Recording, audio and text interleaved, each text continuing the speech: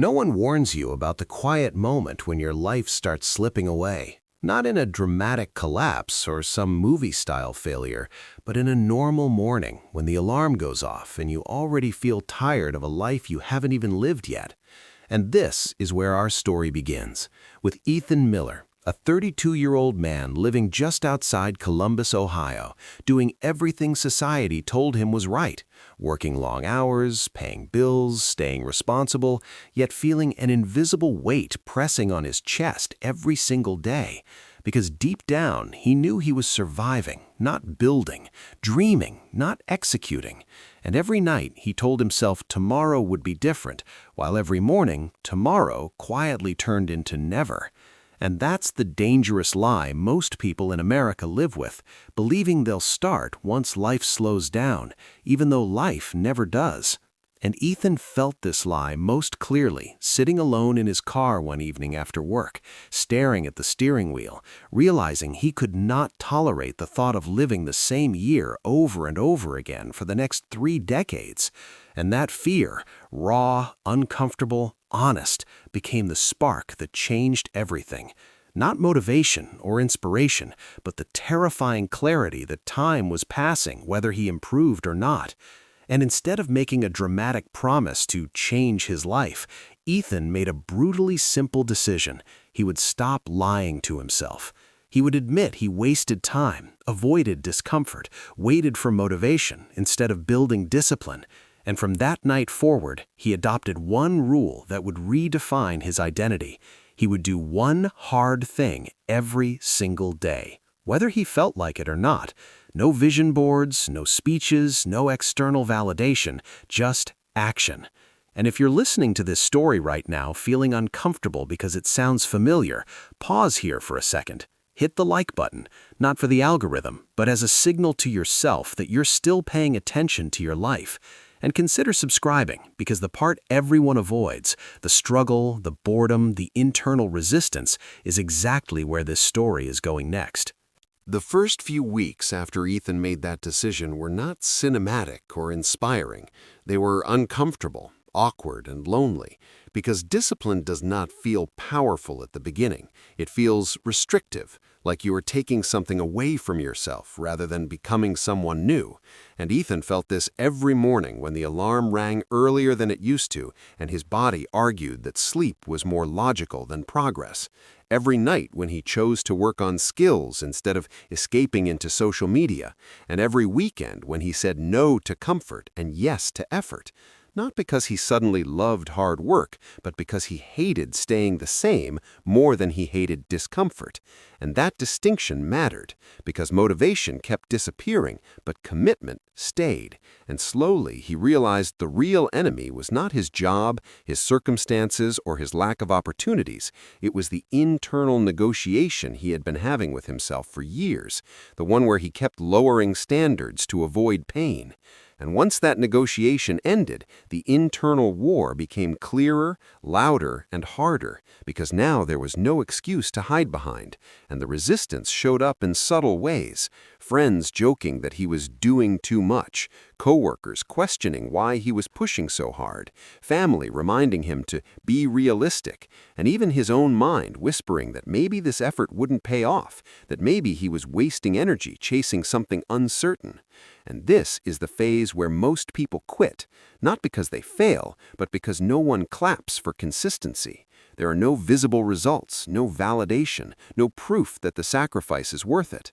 And Ethan felt that silence deeply, especially on nights when exhaustion blurred his vision and the thought crossed his mind that quitting would be easier, that going back to the old routine would feel safer. But instead of quitting, he did something simple and extremely rare. He continued without drama, without restarting, without self-hate.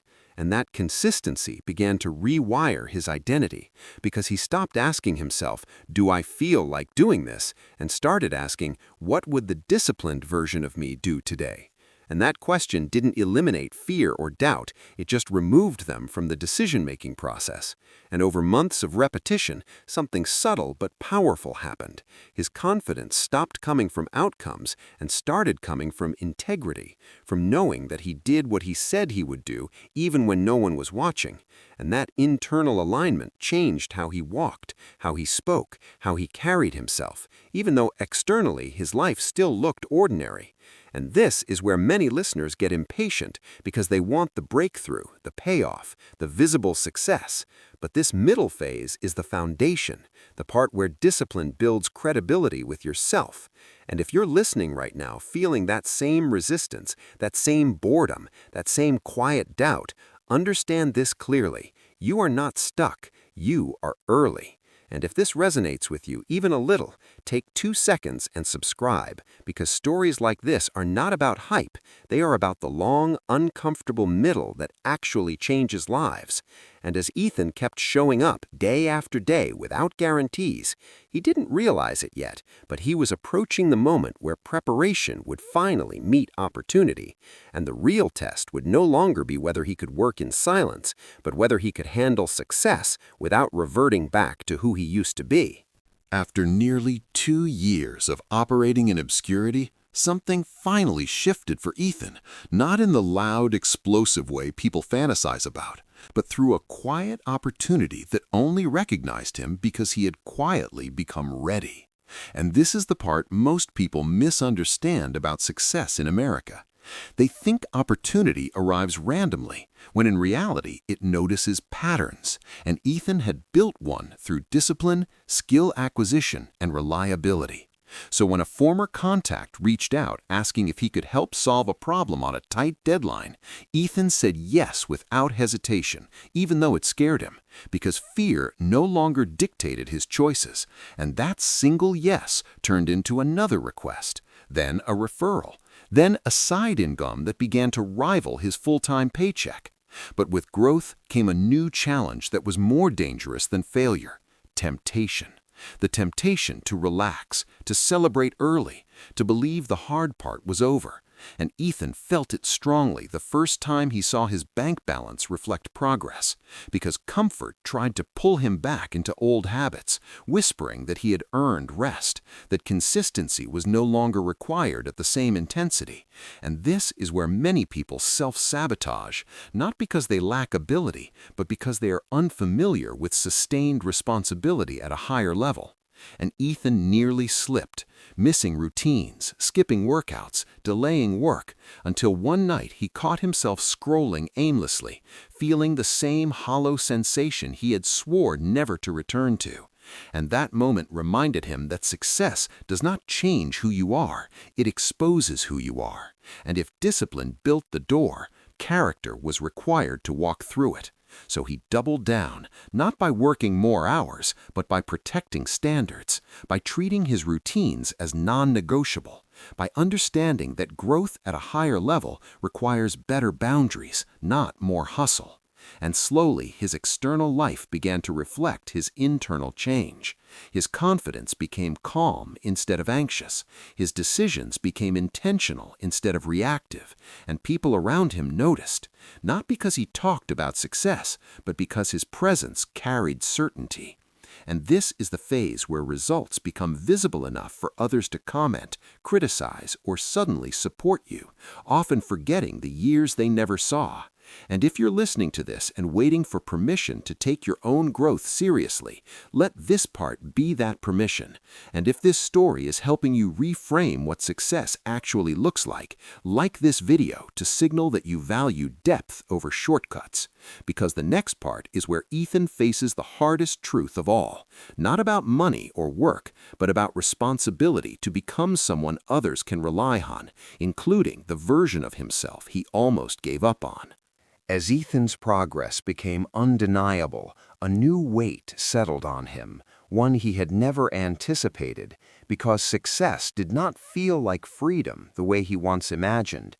It felt like responsibility. And this realization marked the moment he truly crossed from self-improvement into leadership. not the kind with titles or authority, but the kind where your actions quietly give others permission to rise or excuses to stay small. And Ethan felt this when coworkers started asking for advice, when friends who once mocked his discipline now wanted shortcuts, and when family members looked at him differently, as if expecting consistency instead of potential. And this pressure tested his identity more than failure ever did, because it required him to live up to the standard he had set, even when no one was forcing him to. And there were days when he resented that expectation, days when he missed anonymity, when being average meant no one noticed if you slipped. But he also understood something most people never do, that leadership is not about influence, it is about example, and example demands alignment. So Ethan made a conscious decision to become predictable in the right ways, predictable in his work ethic, predictable in his integrity, predictable in his follow-through, because he realized people do not trust intensity, they trust consistency. And as his side income evolved into a legitimate business and his career trajectory shifted, he stopped chasing more and started protecting what mattered: his time, his health, his standards, and his word. And this phase stripped away remaining illusions, because success did not eliminate self-doubt, it simply removed excuses. And Ethan still experienced fear, still questioned his choices, but now he acted anyway, because courage had become a habit rather than a feeling. And this is where the story stops being about Ethan and starts being about you. Because if you are listening to this in the United States right now, feeling the pull to do more with your life, understand that growth will eventually demand you show up not just for yourself, but for others who are watching silently.